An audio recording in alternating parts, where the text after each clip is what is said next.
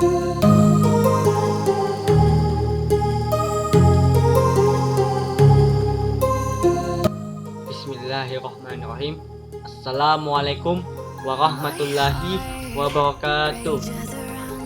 Kami akan membahas terkait dengan COVID-19 yang berkaitan dengan tugas biologi kami tentang sistem imunitas tubuh. Perkenalkan, nama saya Muhammad Zafari Fataki Arif, nomor urut 17. Kami dari kelas 11 IPA 1 SMA Negeri 1 Maros. Assalamualaikum warahmatullahi wabarakatuh. Perkenalkan, nama saya Muhammad Ida Lefati, nomor urut 16, kelas 11 IPA 1, asal sekolah SMA Negeri 1 Maros. Pada video ini, saya akan menjelaskan tentang apa itu COVID-19 atau virus corona dan gejala-gejalanya.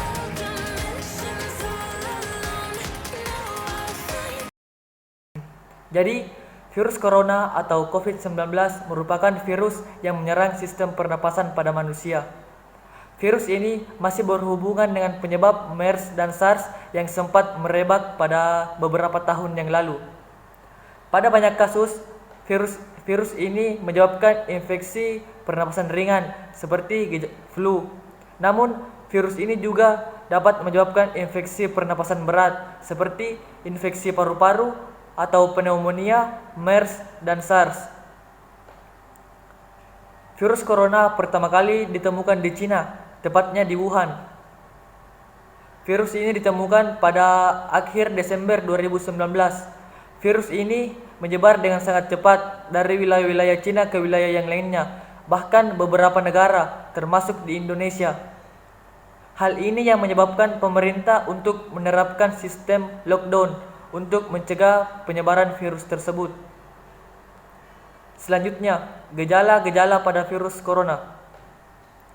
Gejala awal pada virus corona atau COVID-19 dapat berupa gejala flu seperti demam, pilek, batuk kering, sakit tenggorokan, dan sakit kepala.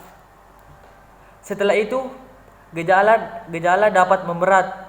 Pasien dapat mengalami demam yang tinggi, batuk berdahak, bahkan sampai berdarah, nyeri pada dada, dan sesak napas. Gejala-gejala tersebut muncul ketika tubuh bereaksi melawan virus corona. Namun, secara umum ada 3 tanda gejala umum apabila orang terjangkit virus corona, yaitu yang pertama, demam, suhu tubuh di atas 38 derajat Celcius. Yang kedua, sesak napas. Dan yang ketiga, batuk. Menurut penelitian, gejala COVID-19 atau virus corona muncul dalam waktu 2 hari sampai 2 minggu setelah terpapar virus tersebut. Selanjutnya, yang kedua, saya akan membahas sedikit fakta tentang virus corona atau COVID-19. Yang pertama, virus corona merupakan virus yang berukuran besar. Diameter virus ini 400-500 mikro, sehingga masker jenis apapun yang digunakan dapat mencegah untuk masuknya ke dalam tubuh kita, sehingga tidak perlu menggunakan masker yang mahal. Yang kedua, virus corona tidak melayang pada udara, tetapi menempel pada benda-benda, sehingga proses penularan pada virus ini tidak melalui udara.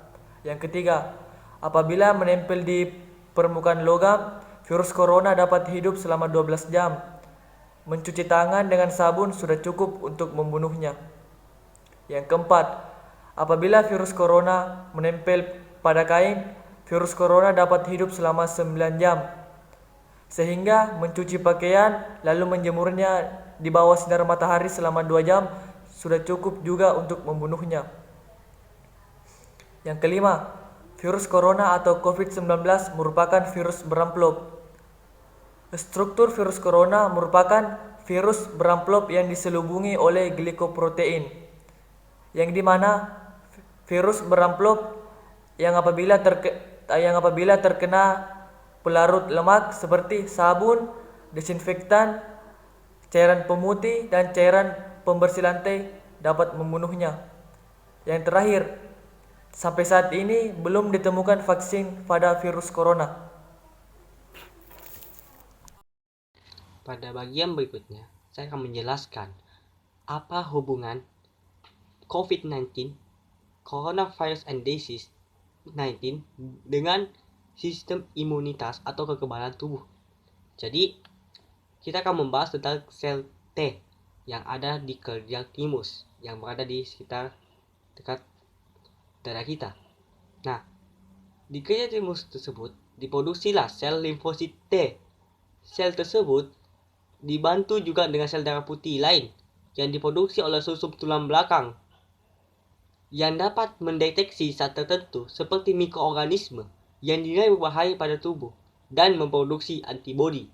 Nah, sel T sendiri dapat ditingkatkan produksinya melalui istirahat yang cukup, makanan yang bergizi, dan pengendalian stres yang baik. Nah, bagaimana caranya orang mendeteksi adanya COVID-19 dalam tubuhnya? Virus COVID-19. Jadi menurut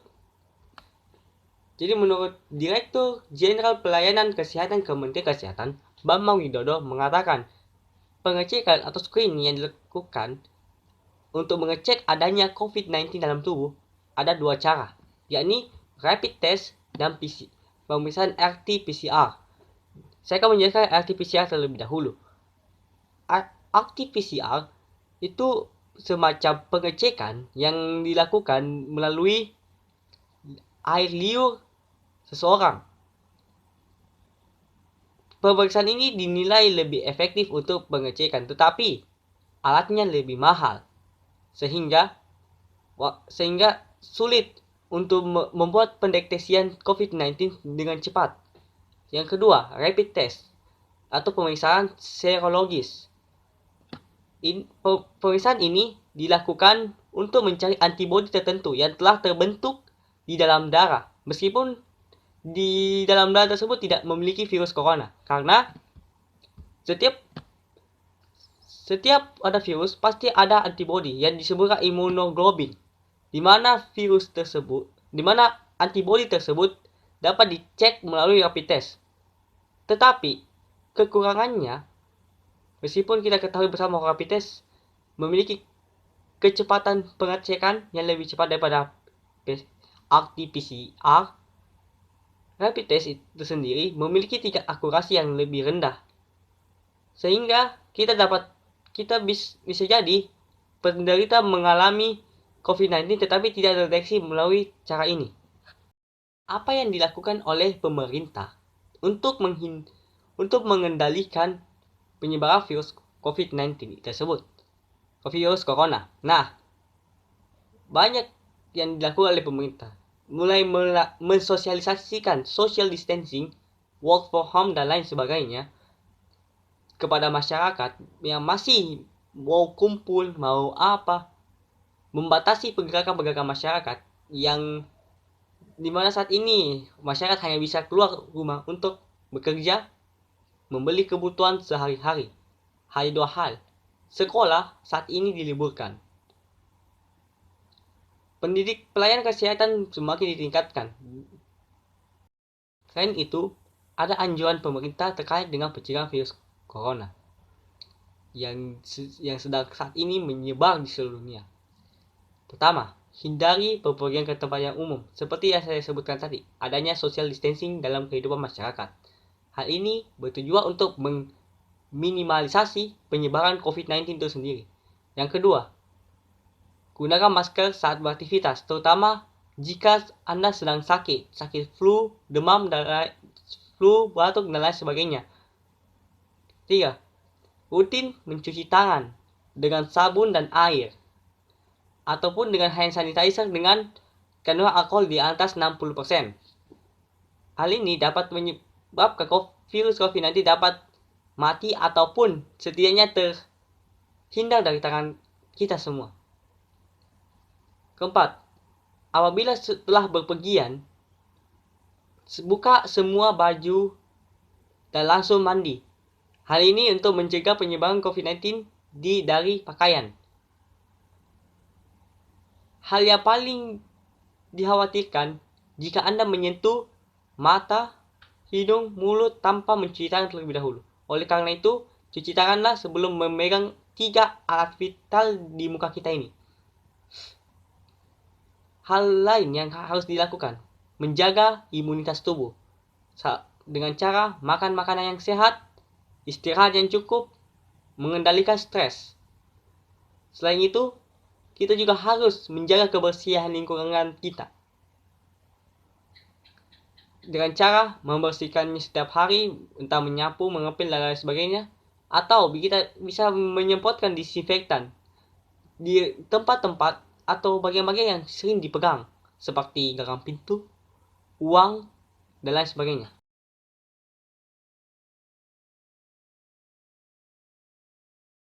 Bagaimana jika Anda telah terdeteksi positif virus COVID-19? Jika Anda mengalami gejala, tidak memiliki gejala, maka cukup melakukan isolasi diri di rumah. Mengapa? Karena virus corona dapat tersebar meskipun Anda kelihatan sehat-sehat saja jika Anda memaksakan diri untuk pergi ke rumah sakit. Oleh karena itu, WHO menganjurkan kita untuk mengisolasikan diri selama 14 hari karena masa inkubasi virus ini berkisar antara 2 hingga 14 hari. Yang kedua, jika Anda memiliki gejala yang ringan, tetap berada di rumah, karantina diri sendiri, laporkan kepada petugas kesehatan, dan minum obat-obat yang mungkin bisa meredakan gejala-gejala seperti flu, batuk, demam, dan lain sebagainya. Jika memang Anda mengalami gejala yang sangat parah seperti demam tinggi, radang paru-paru, dan lain sebagainya, maka harus dilaporkan ke unit kesehatan terdekat. Hal ini untuk mencegah penyebaran COVID-19 itu lebih meluas dan juga untuk meningkatkan. Sekian dari kami. Mohon maaf apabila ada kesalahan yang saya sampaikan, karena kesempurnaan itu hanyalah milik Allah Subhanahu wa Ta'ala semata. Wabillahi taufiq wal hidayah. Wassalamualaikum warahmatullahi wabarakatuh.